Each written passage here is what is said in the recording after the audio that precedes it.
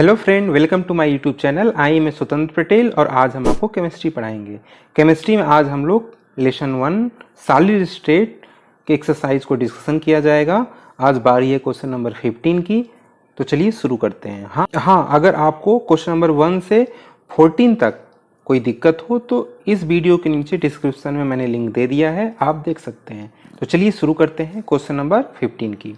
तो question number 15 कहता है कि copper crystallize into FCC lattice.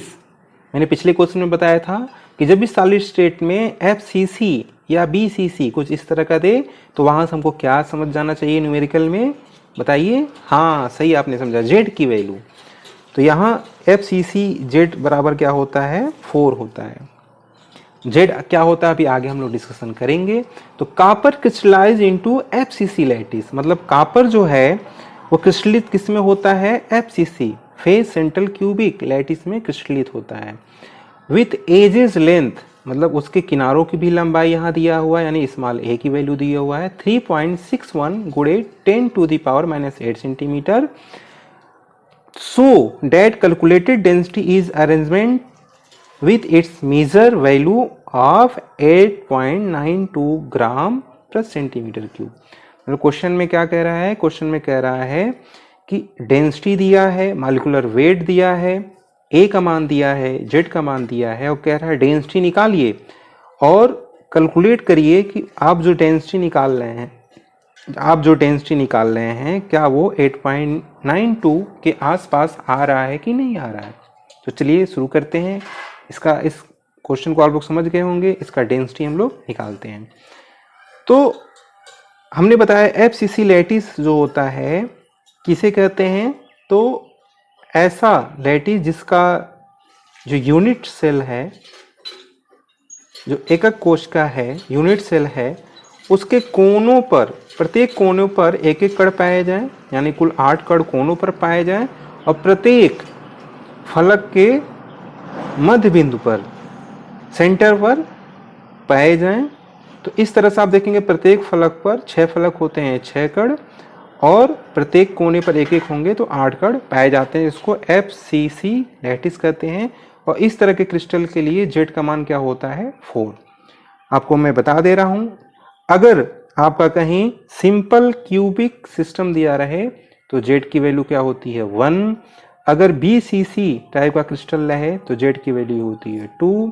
अगर एफसीसी फलक केंद्रित घनी फेस सेंट्रल क्यूबिक रहे तो जेड की वैल्यू क्या होती है, 4। इस फार्मूले को आप लोग याद कर लीजिएगा। ये कैसे आया है, अगर ये समझना चाहते हैं तो इसका लिंक आई बटन में मैं दे दे रहा हूं, आप देख सकते हैं वीडियो वो। तो यहाँ पे एफसीसी लैटिस दिया है तो हमारा यहाँ जेड आ गया। तो सबसे पहले हमने बताया कोई भी क्वेश्चन लगाने के लिए हमको निकालना क्या है वो हम समझते हैं, गिवन क्या दिया वो समझते हैं। पहले निकालना क्या है वो हम देखते हैं, हमको रो की वैल्यू निकालना है। तो जो रो की वैल्यू होती है वो उसका फार्मूला क्या होता है हम देखेंगे। तो रो बराबर होता है जेडएम अपान ए क्यूब एन ए, यानी हमको रो निकालने के लिए क्या क्या जरूरत पड़ेगा, जेड, एम, ए और एन ए। जेड क्या है, तो इकाई सेल में कुल कणों की संख्या, जैसे जेड हमने बताया, जेड की वैल्यू हमको चाहिए। यम क्या है, परमाणविक द्रव्यमान। ए क्या है, किनारों की लंबाई, हमको किनारों की लंबाई चाहिए, लंबाई, चौड़ाई, ऊंचाई। चूंकि यह घन है तो तीनों आपस में क्या होंगे, बराबर होंगे। और एन क्या है, अवोगाड्रो संख्या चाहिए। तो चलिए देखते हैं इसमें क्वेश्चन में क्या क्या हमको दिया है। तो एफसीसी हमारा जेड की वैल्यू गिवन क्या दिया हुआ है, तो एफसीसी लैटिस के दिया है तो हम जेड हमको निकालना चाहिए। तो इस क्वेश्चन के लिए जेड बराबर क्या हो जाएगा, 4। क्यों 4 होगा, क्योंकि एफसीसी लैटिस है। एफसीसी लैटिस के लिए जेड क्या होता है, 4 होता है। और हमको क्या, ये जेड हम निकाल लिए। यम हमको चाहिए, तो यम हमारा क्वेश्चन में दिया हुआ है 63.55 ग्राम प्रति मोल। अगर आपको क्वेश्चन में नहीं दिया है तो महत्वपूर्ण तत्वों का अणुभार आपको पता रहना चाहिए। ए एजेस की लंबाई है, किनारों की लंबाई है, तो ए का वैल्यू हमारा दिया है 3.61 गुणे 10⁻⁻8 सेंटीमीटर। एन अवोगाड्रो संख्या है, इसकी वैल्यू हमको पता होना चाहिए, इसमें दिया कहीं नहीं रहेगा। 6.022 गुणे 10⁻23। देखिए हमको रो के लिए 4 चीज़ों की ज़रूरत है, चारों चीज़ों हमने इससे ढूंढ के निकाल लिया। अगर बाकी कुछ दिया है तो उससे हमसे मतलब नहीं है। तो चलिए हम क्वेश्चन को लगाते हैं। तो इस क्वेश्चन को जो है रो बराबर हम लिखेंगे Zm/A3 Na।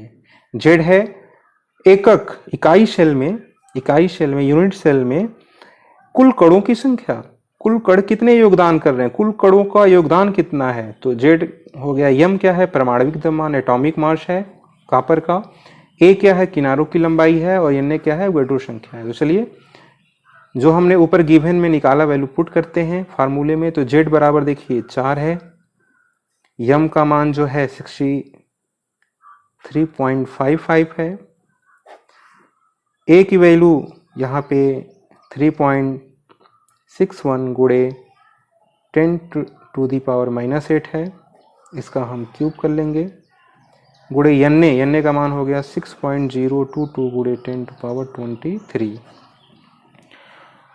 मैंने सॉल्व करके इसको ऑलरेडी रखा है। तो ये रो बराबर हमारा सॉल्व आप लोग कर लीजिएगा, समय बचने के लिए मैंने सॉल्व पहले करके रख लिया। 8.96 ग्राम प्रति सेंटीमीटर क्यूब हमारा रो की वैल्यू हो जाएगा। तो क्वेश्चन में कह रहा है कि हमारा क्वेश्चन में जो दिया है 8.92 है और मेरा आया है 8.96। तो क्या हमने जो गणना करके निकाला है अपने फार्मूले द्वारा क्या इसके आसपास है? तो लिख देंगे हाँ, इस प्रकार लिख देंगे, इस प्रकार गणना से प्राप्त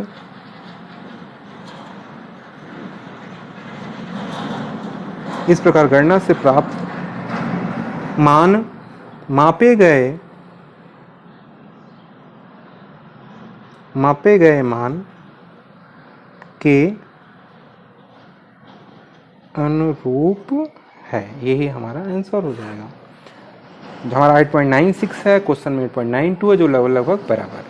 कोई भी क्वेश्चन लगाने के लिए बच्चों क्या ध्यान देना है आपको, क्वेश्चन को 2 बार 3 बार समझना, उसका मतलब समझना है और क्या पूछ रहा है वो हमको समझना है। रो पूछ रहा है तो उसके लिए एक उचित फार्मूला नोट कर लेना है। उचित फार्मूले में ये फार्मूले में रो क्या क्या वैल्यू चाहिए तो हमको रो आएगा, वही गिवन में हमको लिखना है, वही चीज़ ढूंढना है क्वेश्चन में। क्वेश्चन को 2 बार 3 बार पढ़िए और उसको ढूंढिए। अब जेड की वैल्यू क्वेश्चन में कहीं नहीं मिलेगा, तो जेड वैल्यू कैसे निकालेंगे? अगर FCC लैटिस यहाँ दिया हुआ है तो यहाँ से हम जेड की वैल्यू निकाल लेंगे। जेड बराबर 4, जेड की जितनी भी वैल्यू है हमने यहाँ लिख दिया है, आप इसको याद कर सकते हैं। यम का मान चाहिए, यम का मान दिया है, ए का मान क्वेश्चन में यहाँ एजेस लेन दिया हुआ है, सब दिया हुआ है, आप पढ़ेंगे सब लग जाएगा। और एन एवोगाड्रो संख्या का मान हमको याद रहना चाहिए। उचित फार्मूले में हम ये उचित वैल्यू पुट करेंगे और हमारा आंसर आ जाएगा। तो हम समझते हैं कि आपको क्वेश्चन समझ में आ गया होगा। अगर क्वेश्चन में कहीं दिक्कत हो, आपको ना समझ में आया हो तो कमेंट बॉक्स में ज़रूर बताएं, हम आपकी ज़रूर सहायता करेंगे। इस वीडियो को देखने के लिए धन्यवाद।